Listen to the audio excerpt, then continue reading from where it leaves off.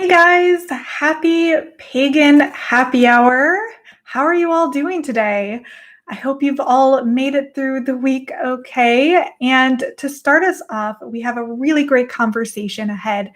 But before I jump into it, please let me know in the comments that you can hear me okay, because I set up a new mic and I want to make sure that it's working. Otherwise, I'll unplug it and just use my computer speakers.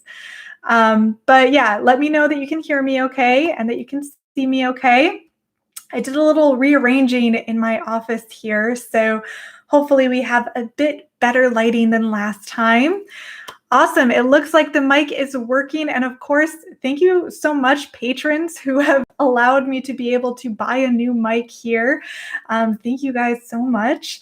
And welcome to Pagan Happy Hour. We made it, guys. It is Friday. Congratulations. We're all here. And we're going to have a fun and hopefully productive conversation about paganism and environmentalism.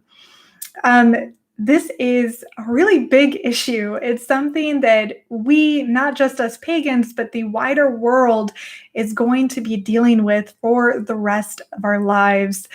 And as pagans, I think, we should have an opinion here. So that's what we're going to be chatting about today. If this is your first Pagan Happy Hour, welcome. I do these every Friday at 5 p.m. Central, and it's a great way for me to chat with you guys and for us all to discuss a different topic around witchcraft or paganism. So I have demonetized this, so there's no video ads. So if you are interested in supporting my weekly Pagan Happy Hours, there are two ways you can do that. The first way is you can just, throw a little donation in. That's through the super chats, which is the little $ at the bottom of the chat area. So 50 cents, dollar, whatever you can. It'll also pop up a question or a comment that I'll be sure to bring into the conversation as well. Of course, the best way is to join my Patreon community where you gain access to Discord as well. We have a very fun and thriving community on Discord of fellow pagans and witches. So if that's something you're interested in, I have the link down below. So we got a lot to chat about. Before we get into it, I'm going to grab my drink here, put on the drink music, and why don't you tell me in the chat where you're from and what you're drinking? Okay, let's see. So today I am having a nice bourbon old-fashioned, got a nice orange and cherry on top. What are you guys drinking and where are you tuning in from?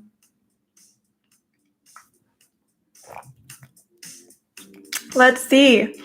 We have people tuning in from Milwaukee, Massachusetts, Ukraine, Albuquerque, Seattle.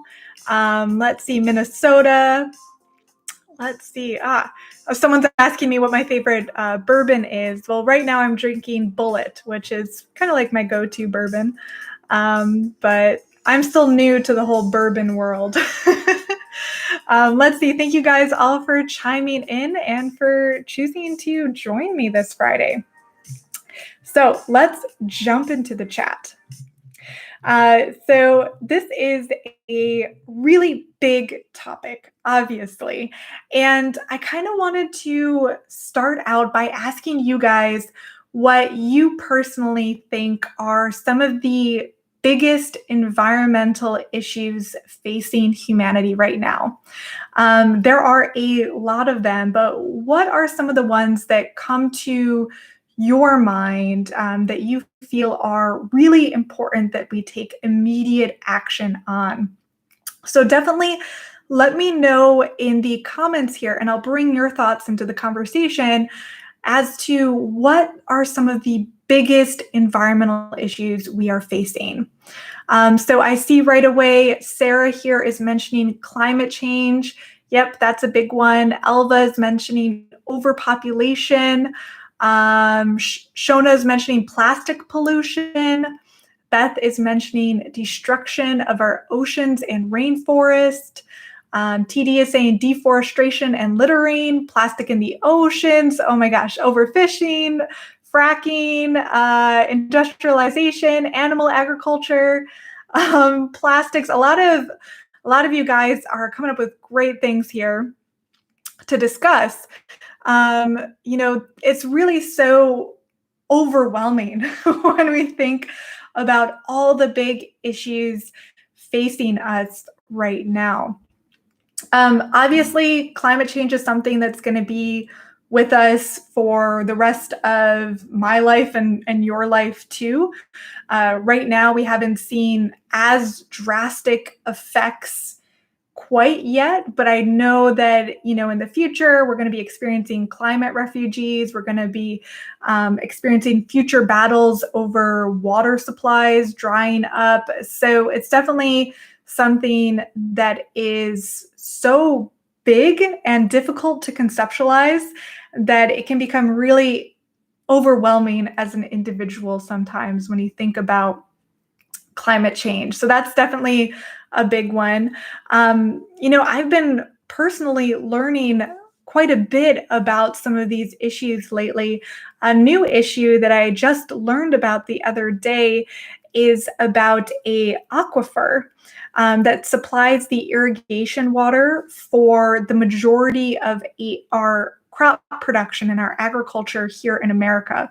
So through several states in the Midwest and the Far West, there is a aquifer called the Ogallala aquifer. I'll spell it out for you guys because you guys should definitely look into this later. It's Ogallala. So that is expected to be depleted or majority depleted in under 50 years. And once that's gone, our major source of farmland is going to be in danger. So I am just now hearing about this, and I found that kind of deeply disturbing. And that's just one water source. I do personally think that water is going to become more and more important, and that even in my lifetime, I might see cities like Las Vegas or Phoenix, for example, start to die off in a way because of lack of water. So that was a new issue that I recently learned about. And let me check your comments here. I see Graves here is mentioning about the aquifer. It's a branch of the Sioux Nation. Yeah, so it's a Native American word for the aquifer. Let's see. And then I see another comment here that the water is not just being depleted, but also polluted. That's a huge issue as well with our water sources. And America in general is pretty lucky because we do have so much fresh water sources here compared to some other nations, but we're still very much in trouble when we look at the long game. So another thing I recently learned about that really broke my heart is the Monarch Butterflies. And I'm such a hippie at heart. I love butterflies. And I recently learned that not just monarchs, but many of our insect pollinators are very much in decline, and that the population of the Western migratory monarch butterflies has declined 99.9% since the 80s.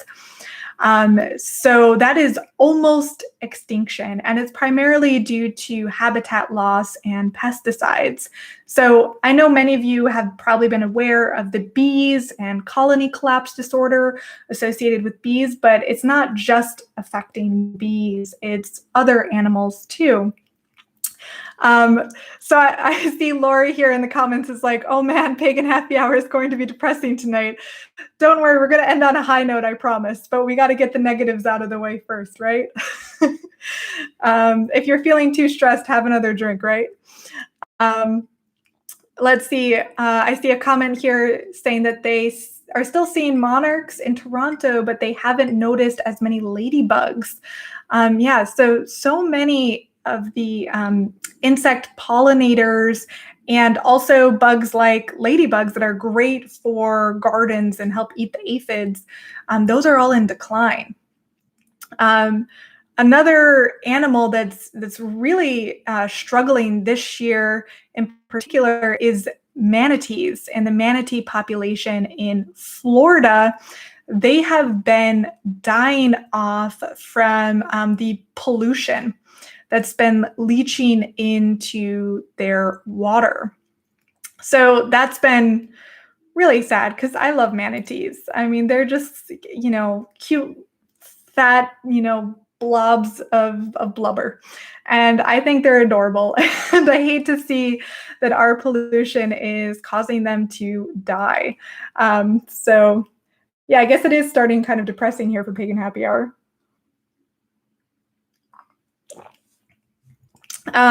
So I see a great comment here going back to the butterflies and the monarchs. Light of Belenis says, you can build habitat for butterflies. In my town, a number of people have created monarch butterfly way stations in their yards. Yes, this is something I've looked into and something I definitely plan to do if I ever own my own place. There's a great blog that I would recommend called Homestead and Chill. It's just this woman, she lives in San Diego, and she has set up a nice monarch way station in her small 1/5 of an acre plot, where she helps the monarchs by both planting milkweed, which is the only plant monarchs eat and lay eggs on. And then she helps raise the caterpillars and then eventually release the monarch butterflies. So I recently learned that this is a thing people are doing to help support the monarch butterfly population. And that is very high on my list of things I want to do if I ever own my own place. So I highly recommend looking into that if you do currently have land of your own. Of course, raising bees as well. That's something you can look into too. But yeah, there is a lot going on in terms of animal decline. Obviously, many species have gone extinct or become endangered since I was born in '88. So it's sad to think that just in my lifetime, this destruction has occurred, and that with the technological progress increasing so rapidly, at the same time, we're moving so fast that we're unable to handle these deeper issues that really need to be addressed. Let's see. Just checking your comments here. Yeah, great comments, guys. I see some of you are talking about the monarchs and bees and starting to potentially bring bees onto your property or work with bees. I think that's so fascinating. Definitely something I want to do in the future. Another thing I've really become aware of over the past few years is microplastics, which I know a few of you guys mentioned earlier. And that's such a huge issue. Obviously the plastics are breaking down in our oceans. The fish are eating them, and then we're eating the fish. So we're all getting those plastics inside of us. And I found that, even people who are pregnant, the fetus will even show signs of microplastics. So it's clearly an issue that we really are ingesting these microplastics without us knowing it. Another thing that I've recently become more aware of is glyphosate and chemical farming, like Roundup and things like that. And I have a video that I linked down below you can watch later if you're interested, which is all about how glyphosate and chemical farming products might be a root cause of some of our health issues that have really exploded since I was born, basically, that these health issues weren't nearly as bad in like the 70s or the 60s, and then something happened, and then all of a sudden health issues really became more drastic, more severe, affecting a larger percentage of the population. And at least this video claims that it might be in part due to glyphosate and chemical farming. So really interesting. Obviously, don't just take my word for it. Do your research. I am not an expert in chemistry or in agriculture or anything like that, but I definitely recommend looking into it. I personally am trying to reduce single-use plastics in my own life and just plastic in general. But this is something that can't be solved at an individual level. It really needs to be solved on a larger corporate, governmental, or some other larger issue, because even if the majority of us, reduce our consumption of plastic, the damage is kind of already done to a certain extent. Let's see, I see a great comment here saying, we are all connected. We can't mistreat the earth around us and expect that it won't eventually come back to us. Yes, it is kind of this karmic circle, right? If we're mistreating the earth is going to mistreat us. Let's see, in the comment here, Mikola brings up a great point about we keep mowed lawns instead of gardens and trees. That's another thing that I've gotten really interested in lately. Just at the apartment complex I'm in right now, they have this big kind of like empty quad with like concrete and just grass. And I'm in Texas, so they're constantly watering it, spraying pesticides on it. And I had the thought the other day, like, oh, this green space, what if they had just allowed each of the members of the apartment complex to have a garden bed in this space, and to instead use it and utilize that space to actually grow things instead of planting just ornamental trees. Why aren't we planting fruit trees?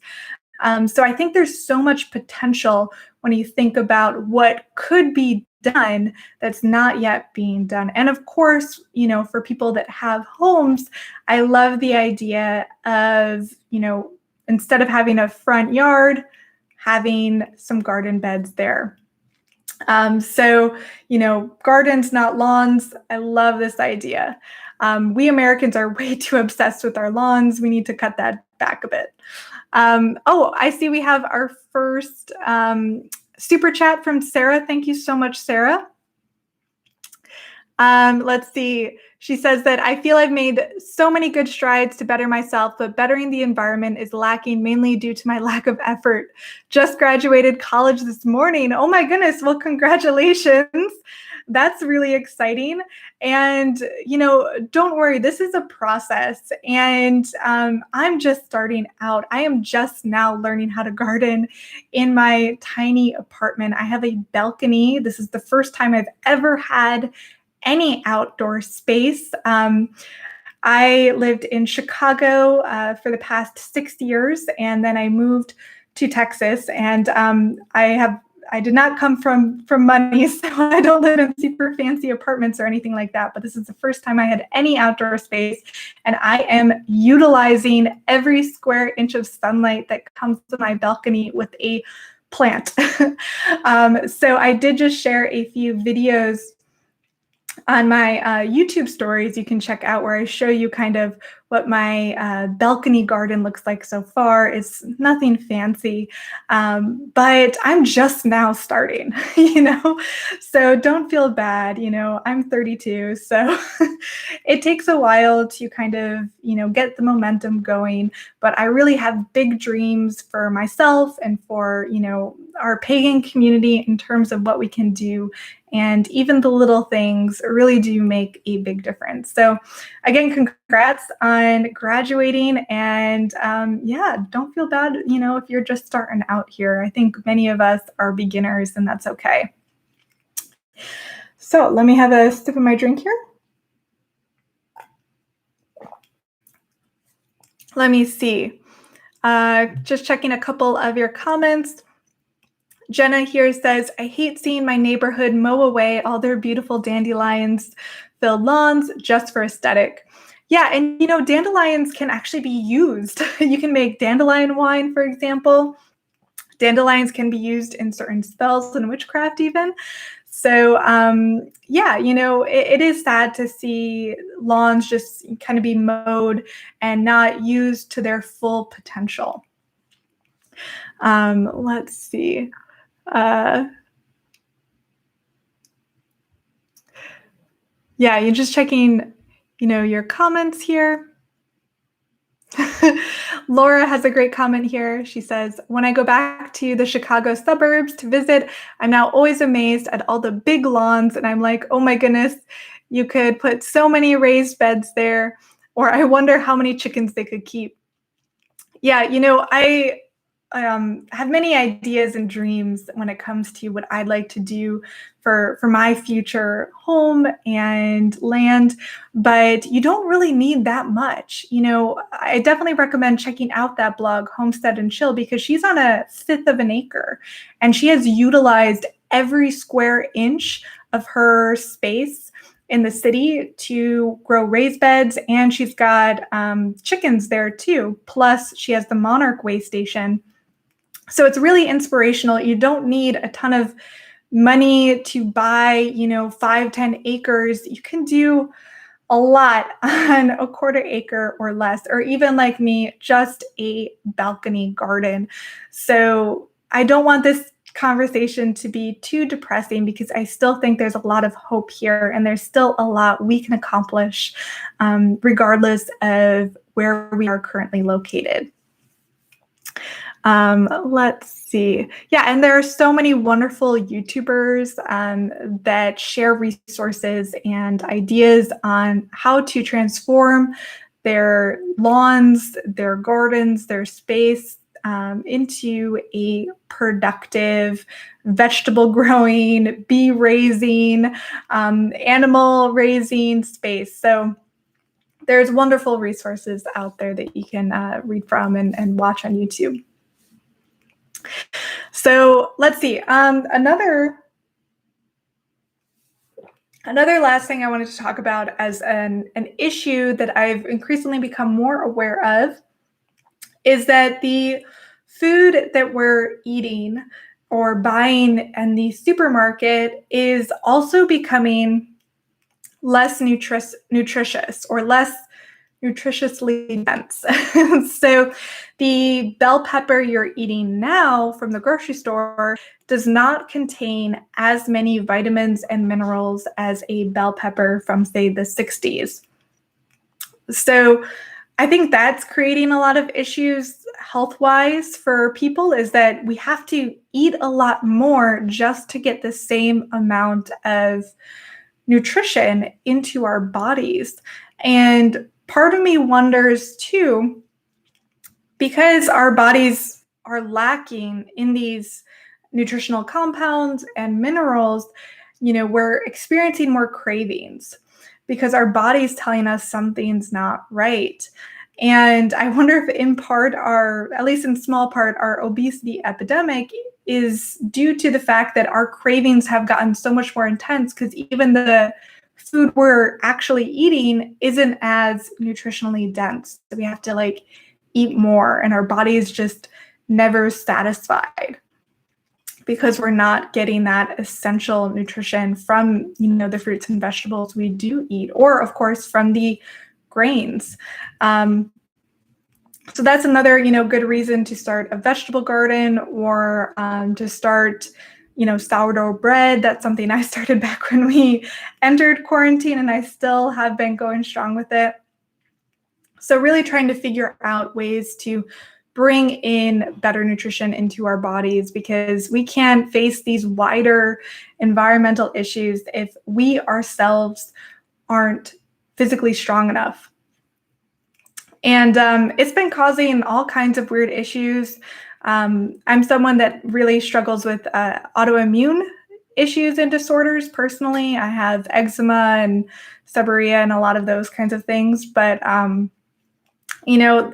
those things have gotten worse over the years. And part of me wonders if it's in part due to the food I'm eating. And I eat pretty healthy overall. So I don't know for sure. Of course, I'm not a medical doctor. I'm not a scientist. But I think these are interesting questions that should be researched and asked. Let's see. I see a few of you guys also commenting on the obesity epidemic, and that say nutrition is really relevant to the obesity epidemic. Definitely agree. So, here is really interconnected. There are so many ways to look at the issue of environmentalism in the world, and it's obviously overwhelming. I mean, just in these first 25 minutes, we've talked about, climate change, we've talked about habitat destruction, we've talked about animal extinction and animals becoming endangered, we've talked about glyphosate and chemical farming, we've talked about, food becoming less nutritious, we've talked about microplastics. So there's a lot here.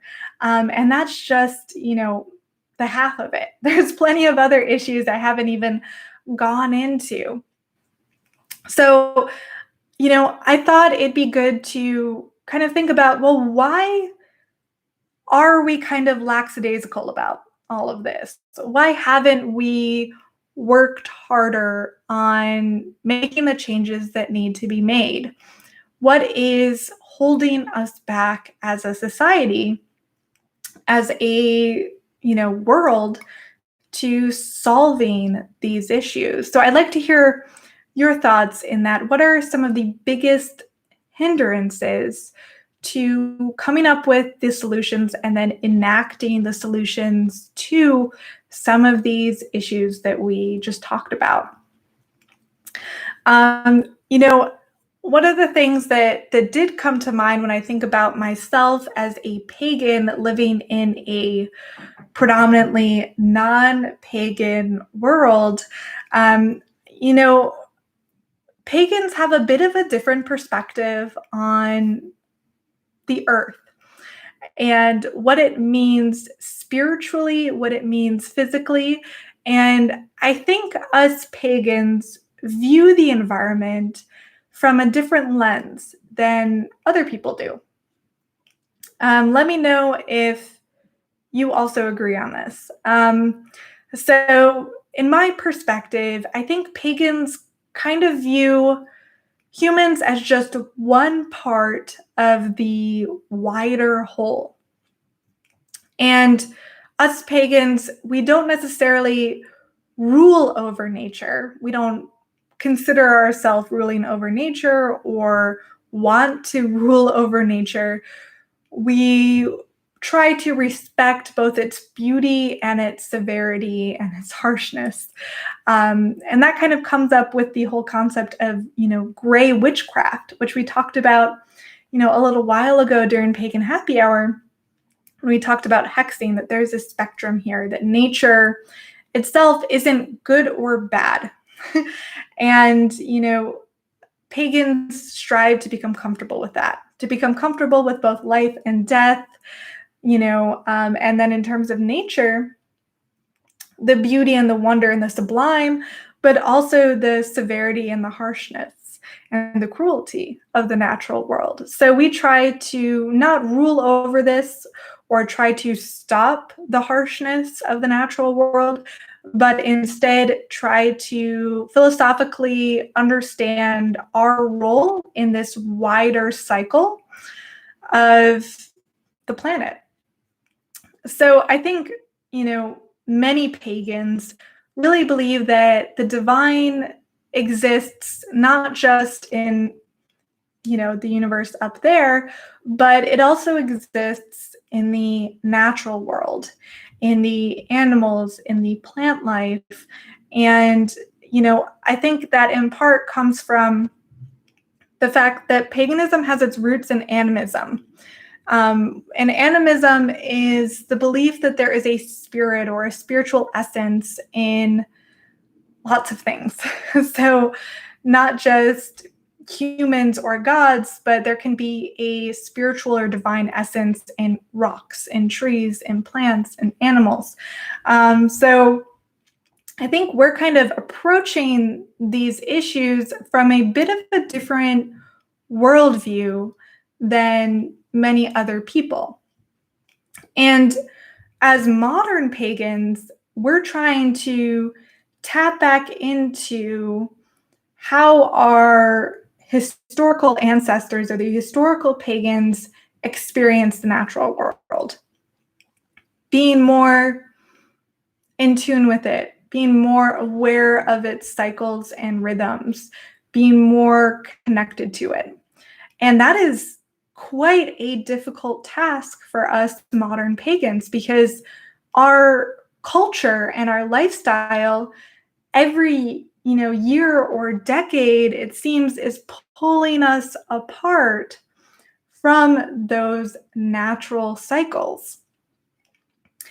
And I think that can be a problem, and maybe why we haven't really put as much attention towards solving these issues, because every year, as we become more and more comfortable in our, little white boxes in my little apartment here, we become further and further removed from nature and from those cycles and seasons. And part of the reason I became pagan in the first place is because I wanted to tap back into that. I felt so far removed from the natural world that I felt paganism was an avenue where I could get back connected to it. So this whole worldview, this lens that us pagans view the natural world in, is quite a bit different than how the majority of people view it. Or at least, looking at America here, for an example, America is still predominantly a Christian nation. And there are many great, Christian teachings, but one of the big issues I have with Christianity is the worldview that man is the ruler of creation. There's a couple, quotes here. So one is, "The purpose of the heavens and earth is to serve man." That's from Genesis 2, and that man's responsibility with creation is to subdue it and have domain over it. That's Genesis 1:26. So that worldview is almost opposite from the pagan worldview. The idea of having domain over nature and to strive to subdue it to fit our comforts, that is not the same perspective, in my view, that pagans approach the natural world with. Pagans, I find, try to approach it from a place of interconnectedness, that we're just one puzzle piece in the wider spectrum here. So, I think that could be one of the issues, is that, because we are no longer a pagan society here in America and beyond, overall, that we no longer find the divine in the natural world. And I think people care a lot more about nature and about the environment when we find spirituality within it. Of course, this is just my 2 cents on the issue, and of course, this is just one side of the coin here. But I'd love to hear your thoughts on this too. So let me check your comments here. I see Rachel in the comments says, "That was always one of my largest issues with the Judeo-Christian religion." Sarah says 100%. Yeah, so definitely agree with you guys there.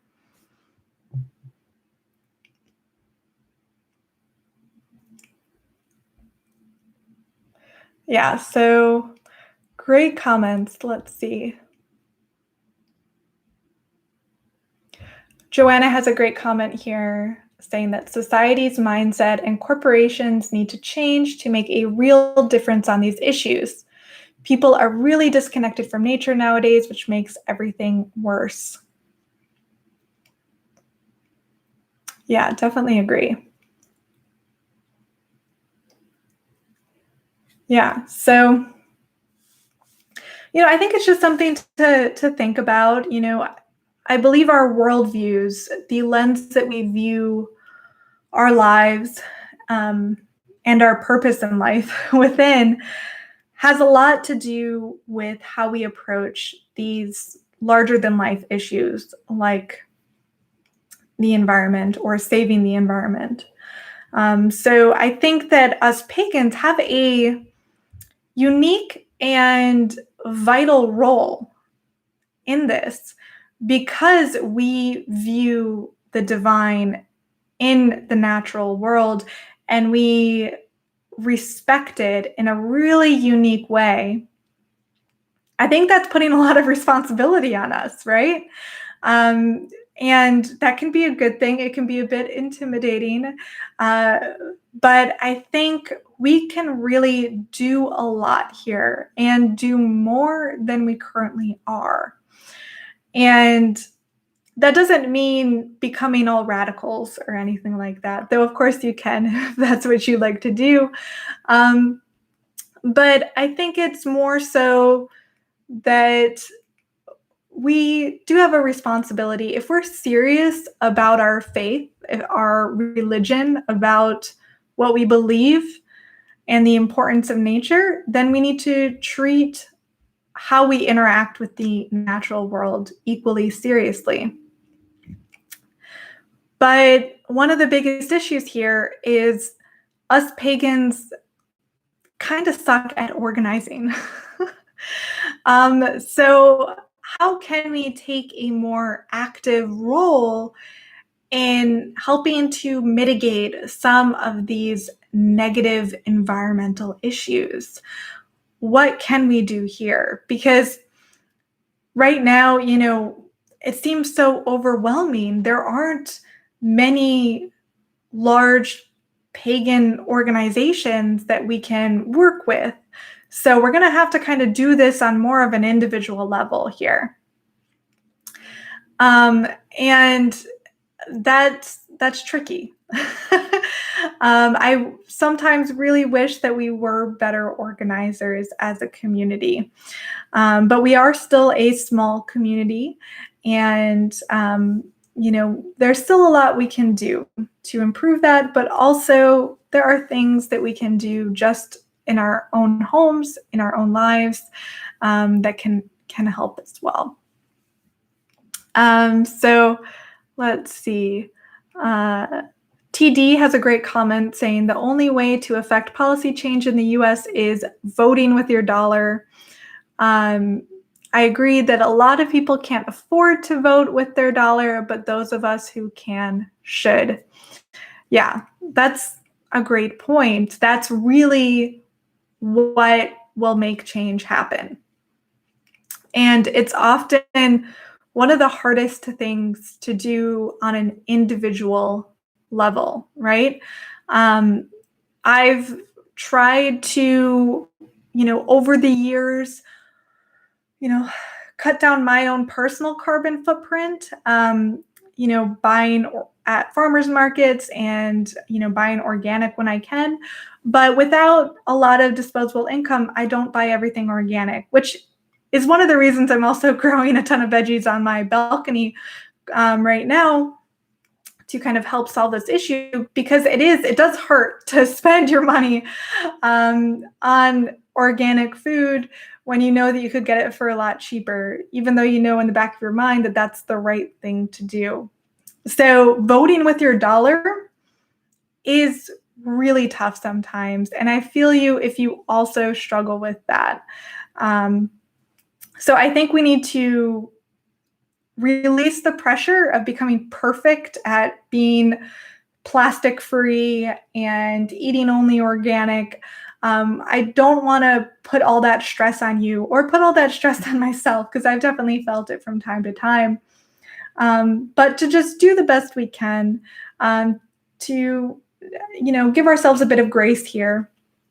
And I think that these small individual changes are important and they will make a difference, though I hope they can make a difference fast enough.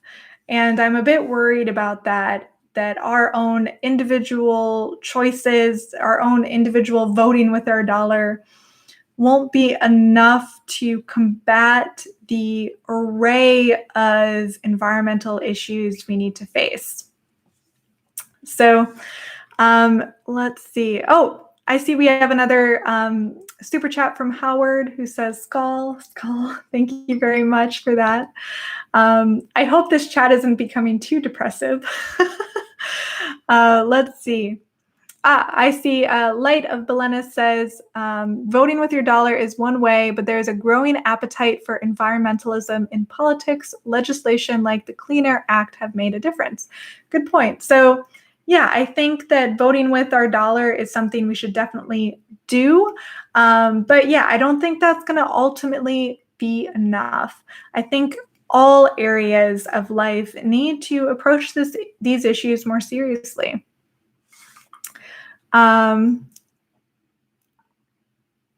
Let's see, another super chat from Madcap. Thank you so much. Who says, we could start groups that replace the services corporations provide. Yeah, great point. I think it would be wonderful to create more groups that can tackle these issues, can replace some of these areas that corporations are currently dominating. I don't think that's healthy that corporations have monopolized to the extent that they have and that have so much control over our lives. Honestly, when it comes to social media, I wouldn't have social media right now if it wasn't for you guys. I would be more off-grid in terms of that way, because it really does bother me how much a handful of corporations have increasing control over our lives and our mental health. And I think, like Jenna says here in the comments, that it is really important that we support small businesses. Totally agree there. And, I think us pagans, we can work more towards supporting small businesses. I see Mark here saying maybe starting a pagan climate change group. That's a good idea. So let's see. Oh, another great comment here from Jason saying, in my opinion, environmentalism is a spiritual issue. When we as pagans can awaken society to seeing the world as a living, feeling thing, then perhaps the abuse we heap on her can end. Thank you, Jason. That was a really wonderful comment. Really stated that much more poetically than I can. So I appreciate that, and I definitely agree. Great comments, guys. I feel like this is such an important issue, and I'm just one person. So I really encourage you, if you also, are online, have, a following of any kind, to, share your thoughts on these ideas and to help all of us pagans come together and to be more active on these issues than we currently are. Because as of now, I think there's a lot of spaces that we can grow as a community, and this is definitely one of them. One of the things I've personally been really passionate about over the past few years is permaculture. It's something I'm learning about. Obviously, I don't have land of my own, at least not yet, so it's not something I can fully implement, but I'm working on learning the skills right now. So learning gardening, canning, things like that, baking, all of the culinary art, so that hopefully when I do have a bit of land, I'll be able to create a better permaculture environment, at least just for myself, doing the little I can personally here. But there are several pagans who are doing a great job with this. One of the YouTube channels I highly recommend is Bealtina Cottage. I have her YouTube channel linked down below. She is in Ireland, and she's created a permaculture kind of forest for herself and her little cabin in the countryside in Ireland. And she created a philosophy called Goddess Permaculture. I find her content and the amount of nature and fertility that she created on her land so inspiring. So there are many people right now that are pagan that are working on creating better permaculture environments for themselves or for their community. And I think it's great to, give them love because they're really doing something wonderful and something that's super inspirational. So I have her channel linked down below in my description if you're interested in checking it out. But, there's so many ways to participate in permaculture, even if you don't have your own land right now. I see someone mentioning in the comments saying that they volunteer for a community garden and also for a local environmental NGO. That's a great option. I definitely want to look into community gardens. I might not be here in Texas too long. I might be moving in several months, so I'm not quite going to do that yet, but I definitely want to do that soon. I think, that taking these small actions to the best of our abilities is a great way to get the ball rolling. And then also, as pagans, let's come together. Let's create communities. Let's help each other move this process forward and as quickly as we can, because individual work is wonderful and amazing, but I think the real change is going to come when we work together as a community. So yeah, that's definitely something that I've been really fascinated in lately is permaculture and homesteading. I eventually would love to have my own little homestead with my Monarch Butterfly way station and my bees in my garden and maybe some chickens too. We'll see.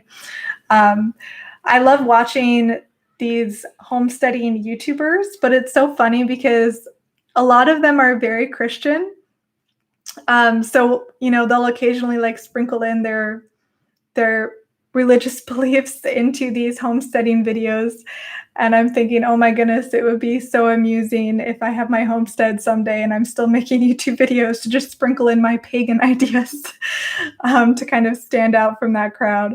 But, I think there's so much there. I have so many big dreams when it comes to that kind of stuff and the ideas of permaculture and helping the environment in the ways that I can, that I still feel a lot of hope, even though things get dark when we look at all the issues facing us.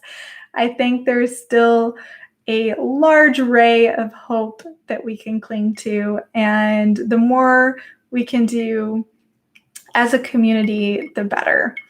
So yeah, let me just check your comments here while I'm having another sip of my drink.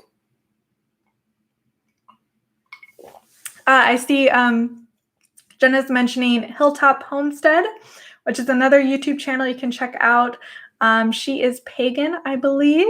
So it's great seeing a few of these pagan homesteaders popping up on YouTube. Let's see. Luca has a great comment here saying, I hope one day we can all go back to seeing the earth as a living and breathing and giving us what we need to live. So the abuse will stop once we go back to being spiritual. Yeah, I think viewing the world from a spiritual perspective is what can ultimately make the difference on a global scale. Yeah. For us that become pagan, probably the environment will do a bit better. Let's see, Madcap says, yeah, we need homesteading for paganism. I agree on that, fellow future homesteaders. Let's create a pagan homesteading community. That'd be so fun. Let's see. Nordic Flowers recommending the YouTuber Fairyland Cottage. I also love her YouTube channel. It's really beautiful and calming. She lives in this tiny little cozy cabin and works to live in harmony with nature, something I definitely aspire to. Let's see. Great comments, guys. Crystal says, that's actually what I'm considering starting when I get my home, a homestead channel with witchcraft sprinkled in. Yes, Crystal, let's all do it. Let's all take over the homesteader YouTube space and just sprinkle in our paganism and witchcraft. They'll probably all freak out, but it'll be fun for us. Let's see, great comments. So we have about 10 minutes left. Feel free to share your thoughts and ask any questions for these last 10 minutes. I'm free to discuss anything that you'd like to discuss. Of course, if you are interested in, throwing 50 cents, $1 to support these pagan happy hours, you're more than welcome to do that through Super Chat. So of course, no pressure. I'd love to, hear your thoughts here. Holly, thank you so much for the donation. She says, thank you all for being a driving force and cultivating a better future. Thank you so much, Holly. That's so nice. And I really love these super chats because it's a time and a place for us all to work together and to talk together on some of these issues. Let's see. Great comments. Oh. Luca is asking how the Demon Slayer movie was. And my last Pagan Happy Hour, I mentioned that I was going to see that because I am a fan of anime. The movie was good. It wasn't as good as I hoped, in case you're interested. Speaking of, this is only tangentially related, but earlier today when I was doing some more research on environmentalism and permaculture, I learned about something called Korean natural farming and jadam, which is a ultra low cost organic farming system. And so if you do currently have some land and you are growing vegetables, I highly recommend looking into this. So this is really cheap ways you can enhance your soil and to create chemical-free pesticides, like organic pesticides, to help your plants grow stronger.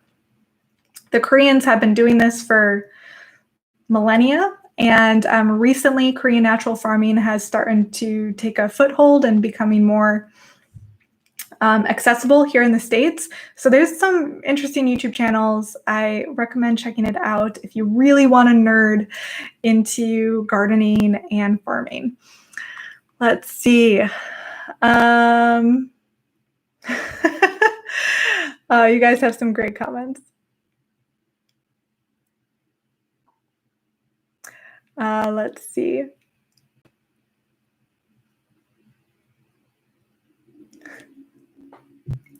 Let's see. Joanna has, do you have any tips on how to make a change on these issues personally? So obviously that depends on, where you're at right now. The things I'm doing, I actually shared a few YouTube stories right before I started this live you can check out, where I show you my balcony garden, and then I'm also starting some seeds here in this room over there by the window. I'm starting some seeds, so I'm really working on trying to grow some vegetables just on my balcony garden, and of course herbs.